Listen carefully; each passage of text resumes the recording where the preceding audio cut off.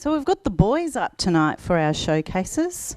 Gary Wilmot, insane madman that I just admire so much.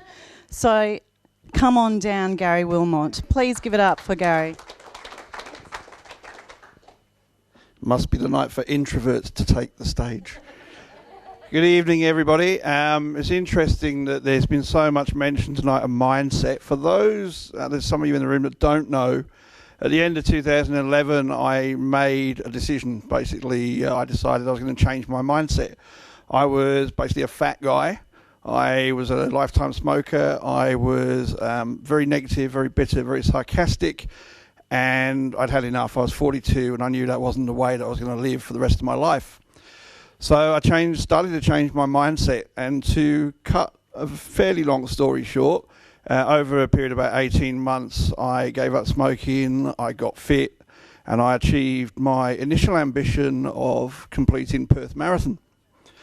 Now, it was a 6 hour, 47 minute marathon, so it's not there were no land speed records broken, but I had this amazing sense of achievement once I crossed that finish line. So amazing that over the next couple of months, my brain was doing overtime. And I decided that not only did it feel so amazing, not only was it actually a simple choice of taking responsibility for my own life and changing that attitude and mindset, that everybody deserved to feel the same. It was possible. If I, and if you can see a photo of me then, you would know that I am, even though I'm not that slim now, I am still a lot smaller than I was then.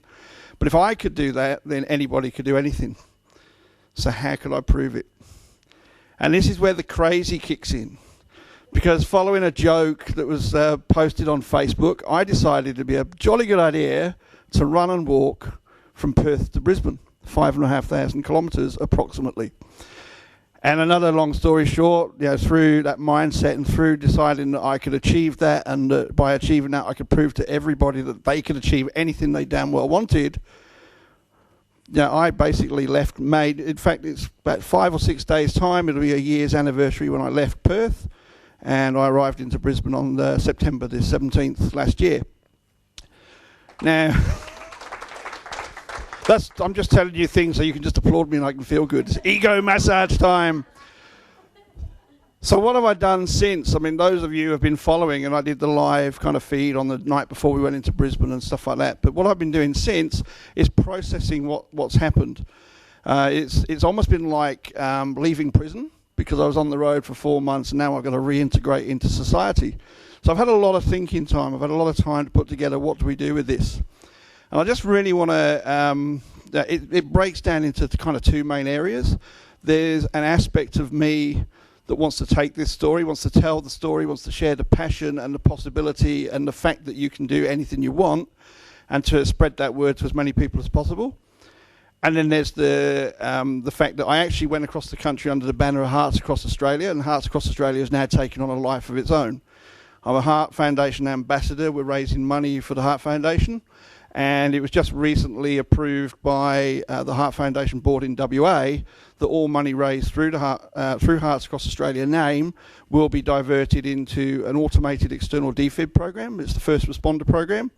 So we can literally say to people, for every so many $1,000 we raise, we will buy one of those units, hand it over, get the local community to take the photo, front page, ego again.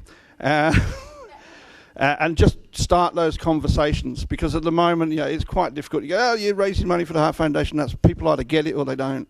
But if you've got these defibs and you start asking the questions, why do we need them? I don't need it. I'm not likely to get a heart attack because I'm fitting it wrong. If you're fit and healthy and you're thin, you're probably going to keel over a lot quicker than me. People do it at marathons all the time. People that park run a couple of weekends ago up at Lake Joondle, up a fit, healthy guy, had a heart attack. In London Marathon this year, a serving army captain died of a heart attack about 3 miles from the finish line. So it can happen to anyone. So we want to spark those conversations. And as part of that Hearts Across Australia, it started with me. That was just like the starter event. That was the launch event, me going across the country. And no, I won't stop talking about that ever. But this year we sent 5 runners under the Hearts Across Australia banner to the London Marathon. Luckily, none of them died of a heart attack. That would have been a bit embarrassing. So we got 5 runners who basically brought their dreams to life. One was actually a runner who, she's crazy to me. She had a broken leg and a hip operation and hadn't trained, and still finished the marathon in like 4 hours 15 or something like that. It was just amazing to watch from afar these people experiencing their dreams come true. This month, just to coincide with my leaving of Perth, we're going to have a 101-day winter challenge. So you're all welcome to go online, look up Hearts Across Australia, sign up to do as many kilometres as you nominate over the next 101 days. It aligns with me leaving Perth and arriving in Sydney. And on a personal level, my goals in terms of running is that I'm aiming to, I'm actually going to sign up because there's no qualifier. I'm actually going to run for Australia in the World Masters Athletics Championships in the first week of November in the marathon event. And then January next year, complete a, hopefully within cut-off time, 100-kilometre ultramarathon on Australia Day weekend. So... So that's really what I'm all about. I'm about going out there doing crazy stuff, not just because I enjoy it, not just because I enjoy the pain and suffering of doing a 42-kilometre run, but because by going out there, you can. I'm a living example of the Gandhi quote. You know, be the change that you wish to see in the world. You know, because you can't change other people. You can't, you know, that like lead a horse to water type quote. You can't actually grab people and change them. You can only change yourself. And if you change your thinking, you'll change your life. And you not only make your life amazing, but you can make the lives of so many other people amazing as well. So thank you for the stage. Thank you for your time. And I'll talk to you again soon, no doubt.